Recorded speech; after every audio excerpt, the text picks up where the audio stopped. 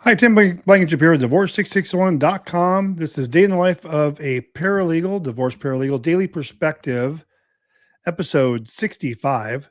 Today, we're going to be going over what we did today, going over some of our statistics, things that came up, problems people had, reasons they called us, consultations, people that hired us. We're going to just go over a little bit of everything. The reason I do these is more of a long form approach, video discussion, as opposed to the short videos you probably are often seeing. I want to go over long form what we do in the day of life of what we do here at Divorce 661. A lot of our consultations have a lot of repetitive information in them as far as what our clients are asking us and questions that come about the divorce process. So I'm certain there's going to be some things here that are applicable to you, and you could probably glean some of that from us. So let's go over just kind of our stats, just kind of get an idea of what we do and where we work, the different counties, which is all of them, by the way. So we're just going to go over some stories. So here's kind of some of the stats. I'm going to refer to my notes here. Sorry, I'm not looking directly at you. Today, January 6th, we had 5 new cases. We had a Riverside County case. Of course, everyone that we work with is amicable. In this case, there's no kids. They're going to sell the house. They're splitting some proceeds of the home, and then they're dividing a 401k. But no children. So this is going to be more of an asset and debt type case out of Riverside County. We're happy to help them. I have a Los Angeles County summary dissolution case. If you have a short-term marriage, no assets, no debts, no kids, and we're just dissolving the marriage, we definitely recommend the summary dissolution cases. We file about 10 of them a month. They're a good way to go, depending on what county you're in. Some counties are better or worse at getting those done, meaning, for instance, in San Diego, when we file those, we actually get a divorce decree the day we file with the final divorce date. So we have probably this out of these 10 cases, I think 3 were San Diego County cases. Last month in December, we probably had 15 total San Diego County cases, and a lot of them were summary dissolutions. And again, the nice thing about San Diego County is once we e-file that with the court, they process it, which can take a couple days to a week to 2. It just depends on how busy they are.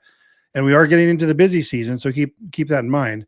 But when they file it, they also send us the divorce decree with the final divorce date already on there. So you're literally done. So clients in San Diego County, when you hire us for a summary dissolution, we usually take care of the paperwork same day. As long as you guys sign off on it, we can e-file it. Once we get it processed by the court, you're completely done with us. You're completely done with the court.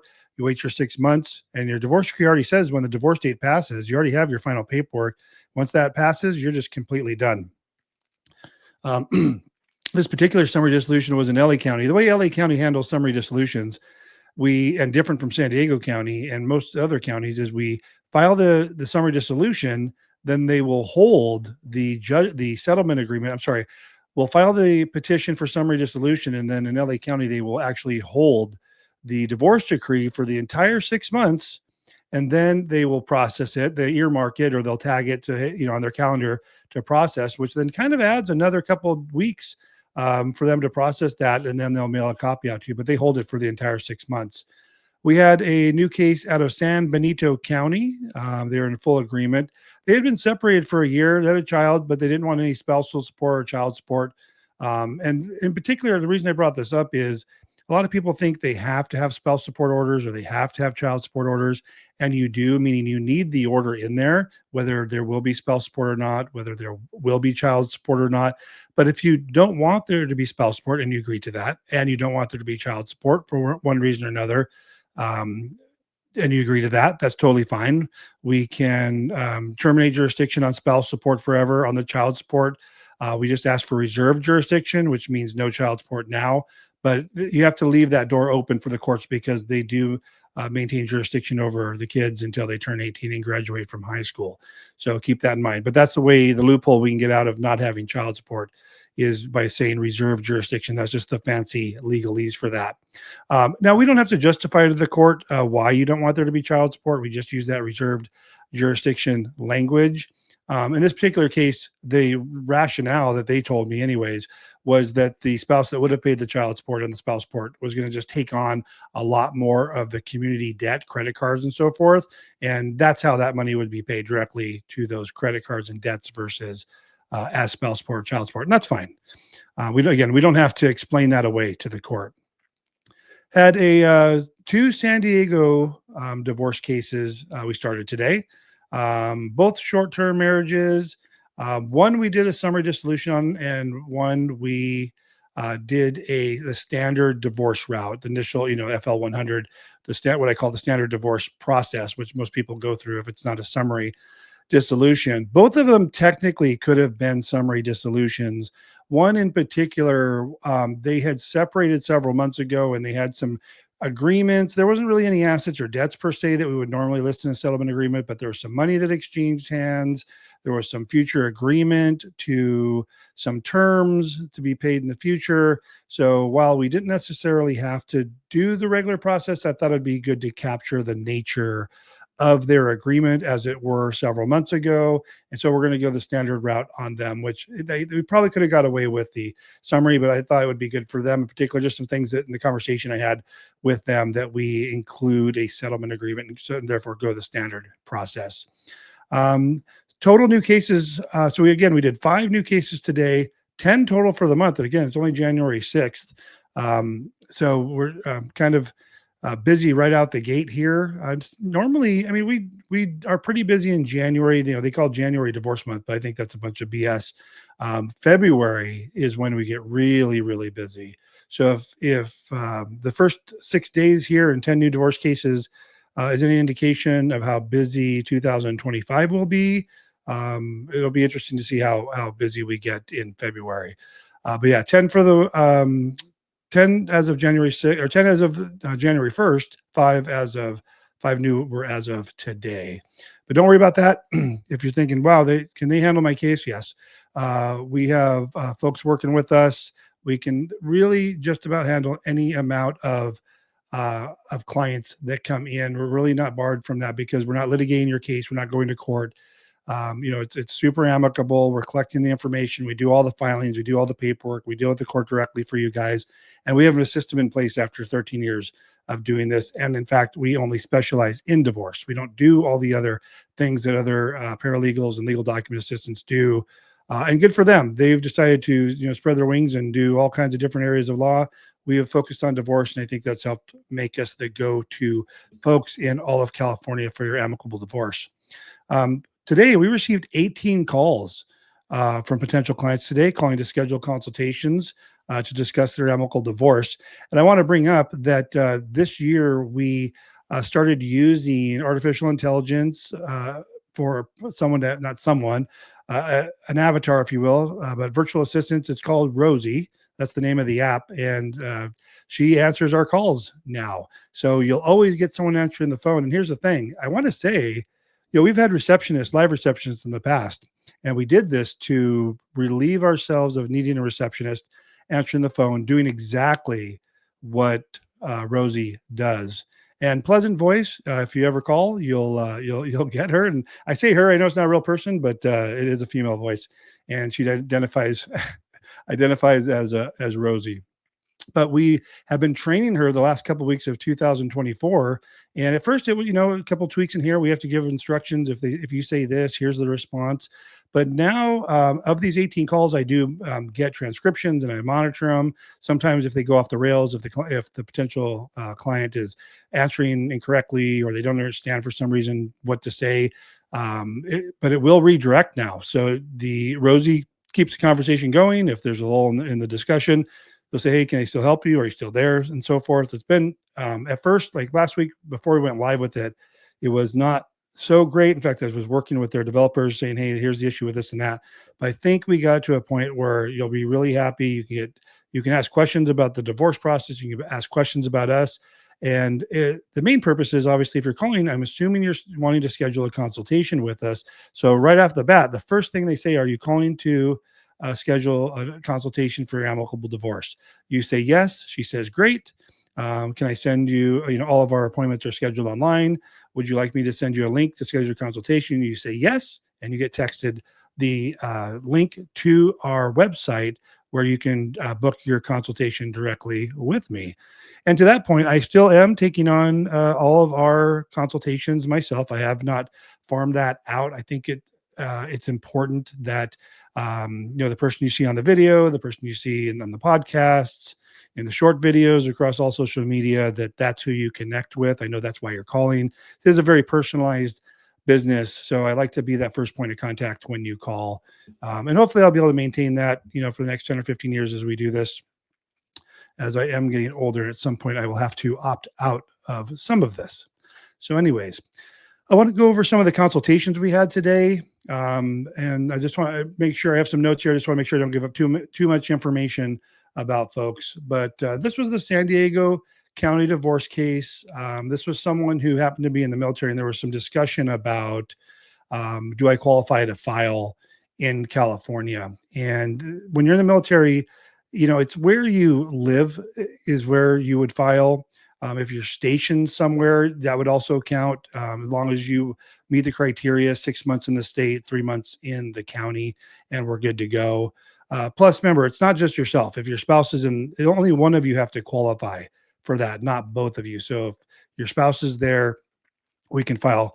Reminds me of another case we did last year where one spouse was in New York, I think, in the military, and spouse lived in San Diego County, and it was not a problem filing, even though you're apart and you're living, and even for years, you can still, as long as you meet one person's meet their criteria, you can file in that county. And in that particular case, they were amicable and all that good stuff, so it wasn't an issue. And everything we do is electronic sign and filing. Definitely a benefit to filing in California versus New York, as far as I'm concerned. And this particular client in San Diego County, they just about to pull the trigger and filing themselves, and then found a video of ours where we're talking about the complexity and so forth of doing this. And so I think he'll be pleased in hiring us, because not that they have a complicated case, but even the most simplest cases can be complex, just because there's a lot that goes into it. When you file that initial petition, I know it looks easy. You're doing, a lot of courts have e-file and kind of walk you through the process, but after that, that's when things get tricky. So, and I think the only way you would know is knowing how we service our clients from a professional level, and where they don't have to do anything. We do the filing, we fill out the forms, we deal with the court. You don't have to have a process server. We literally do everything. The next consultation we had was out of Riverside County. They had filed on their own June or so of last year of 2024, and they thought, excuse me, they thought their divorce was finalized because the 6 months had passed. And they were talking to a friend, I believe, because they were referred to us. They talked to a friend and said, "Oh, is your divorce done?" Or I don't know what the conversation was exactly. And they said, "Well, we filed and the 6 months have passed." And they're like, "Oh, well, you need to file your judgment package and your settlement agreement." And they're like, "What?" So anyways, we had a consultation today, and I kind of went over what needs to happen. And that's exactly what happened, which happens quite a bit. They filed 6 months ago. They thought the divorce had passed. They went to check the status. They talked to some friends, found out it's not done. And that is very commonplace. We have lots of folks, and it used to happen a lot, maybe 8, 9 years ago, because we've been doing this 13 years ago, for 13 years. It used to happen a lot more. We used to get the call about, "Hey, I thought my divorce was done," a lot more 5, 6, 7, 8 years ago, because the people file and they said, "Hey, I filed for divorce." Yes, you filed for it, but you didn't finish it. Most of the courts in California, because we do work with all counties, have come up with a ticker system, if you will, where certain dates and timeframes will trigger a hearing, or at least a notice that goes out. For instance, LA County now has a tickler system where if you file and there's no activity on your case, or specifically the proof of service has not been filed in about 60 days, they'll send out a notice saying, "Hey, your case isn't done. Come to this hearing and tell us what's going on so we can help you, let you know what's going on." They never did that years ago. People they had no notification from the court whatsoever. So I think it's a good thing. It keeps people moving. They have several different stages where you can get a notice. If you haven't filed the request in or default, and a response hasn't been filed after, say, 3 or 4 months, you get another notice. And they will start setting hearings for these to come in, as opposed to just a notice. All of these have a hearing. It says, if this is what you need to do by a certain date. If you don't do it by the state, you need to appear in court on this date. And that's good. I think it's a good thing. It keeps people moving forward. Even some of our own clients who, while we mostly can get your case, most of our clients are done in a couple of weeks, a month, or so forth throughout the process. They're not getting those letters, but some people hire us and they don't have an agreement yet. They haven't discussed it. They're maybe going a little bit slower, or they want to pause it for a second to get through the holidays, like we had several clients do. they will get the notices. And it's good because it keeps them on track, because they are, while we're assisting you, you are your own attorney. We are behind the scenes doing the paperwork. So the court doesn't notify us of anything. They don't even know we're involved in this, except to the extent that we're filing paperwork and so forth. But as far as they're concerned, any notices that go out are going to go directly to you.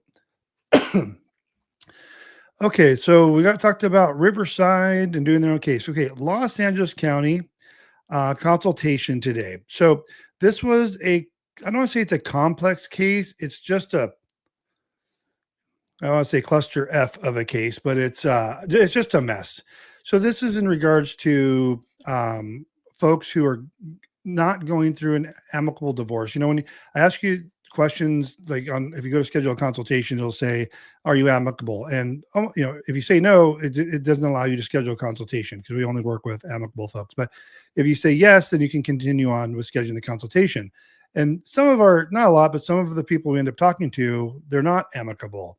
They're not in agreement. Like in this particular case, she had been going through this for a year. She filed in January of 2024. And so more than a year into this, multiple filings, petition filed, error, first amended petition, error. Then you only get 2 amendments when it comes to your petition before you have to request permission from the court. Then they had to file what's called a request for order, or RFO, to get permission from the court to file a second amended. So this would be the 3rd petition they're filing to make corrections to the first and second. So that adds time, because usually it takes 2 or 3 months before you get the hearing. Obviously, we're a year into this. I look at the case summary, and remember, I cannot see the forms. I can't see images. I see the entries. And like the Matrix, read the green blur on the screen, I can see what's going on. Multiple rejections, requesting our default rejected multiple times, proof of service being rejected multiple times. So many errors that I wasn't comfortable. And I told her this. I said, "Hey, I'm not comfortable taking your case right now, because I cannot confirm that I can actually get this done, because first of all these amendments, number one, number two, they're not in agreement. He was avoiding service. They were amicable. And even though they were separated 20 years, she even asked, she goes, "Tim, shouldn't this be simple? We haven't been together for over 20 years. We had a short-term marriage up to the date of separation. And here I am a year later, can't get this through." That's just to show you how tricky true default cases are and why I don't like them. And if you're trying to do a true default case, meaning default without agreement, you're making a mistake. It's a last resort, only if the person won't participate, which in this case obviously is the case. She said, "No, you absolutely will not participate." I asked her to send over her paperwork so I can just review it first, no cost, to let her know, yes, I can move forward and finalize this for you, or no, I think you're going to need an attorney. Okay. San Diego County, another case here that we talked about consultation wise. I believe we're on our consultations. Let's see. Clients believe their out-of-state divorce was finalized, but learned their attorney did not file the final paperwork. Okay, so this was an interesting one. Kind of going back to the couple consultations back that I talked about where they filed for divorce, and I think it was Riverside County thought they were done and they weren't. This was another case where they filed in another state. They're amicable, hired an attorney. Attorney said that, they filed the case. One of the spouses were served. The attorney told them your divorce will be finalized on a certain date. One of them even got remarried based on that information. Lo and behold, they try and reach the attorney, out of business or closed or retired, and check the status of their divorce, not finalized. They never submitted the final paperwork to conclude their divorce case. So I know the question you're probably asking is, well, what about this new marriage? Is it valid? It's still valid. We just got to get the divorce done. People ask, well, how does someone get married if they are already married? You go to Vegas, you go to someone's going to marry you. I once had someone who was married 6 times and hadn't done any divorce cases. This was their 6th marriage and no divorces. Excuse me. So it's possible. It happens. And I always tell people it's not weird. You can call me with any scenario. It's not weird, because I've heard it all. Been doing this a long time. Even from the amicable side of things. And I'm talking more from a procedural, not a legal standpoint, but just stories that, people go through. Okay, so I want to go through some client success stories, if you will, or cases we finalized this week. All right, first one, judgment that we filed. So this is when I say judgment, I mean settlement agreement, like the finalization of your divorce or their divorce in this case. These were clients who hired us in September 2024, but what they had done is they had filed on their own last year sometime, and early in the year 2024, and they hired us to take over. Half our clients come to us from scratch. Where like the 5 cases today, 4 were brand new cases. One was someone hiring us to take over their pre-existing case to help them finalize it. But in this particular case, they had filed, they served, that paperwork was good, and we finalized their paperwork in the week they hired us in September of last year. But they didn't want their divorce case to finalize until the first week of 2025, because the 6 months had already passed since they were served. And this was in LA County, if we e-filed that with how fast we get those cases approved, usually within a week, their case would have finalized and been approved, and their final divorce date would have been in September 2024. But for tax purposes, I believe they wanted to do this.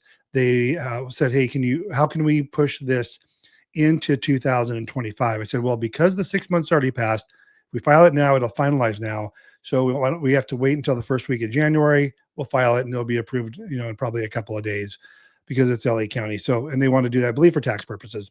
So we just had to make a note in our calendar. Hey, on January 6th, we're going to e-file this with the court, which we did today. In other counties, it wouldn't be as simple because we don't get as fast as approvals because LA County is one of the few counties we can e-file your judgment package and actually get them returned faster than mailing it in. If this was another county, and I'm not going to name them off, but I'm going to say any other county, when we have to mail file your judgment in and they take 3 or 4 months to process, if we did this same routine and it was another county other than LA County, I would have had to mail it in today, and it would have been 3, 4, 5 months, depending on the county, before it got approved. And you might say, well, why wouldn't you kind of time it and mail it in November and see what happens? You know why? Because if I did that, it would be the one time it got approved in 2 months and approved in 2024. And I just wouldn't be able to take the risk in doing that. So we talked about the Rosie. I had some more notes here about handling calls. We'll skip over that.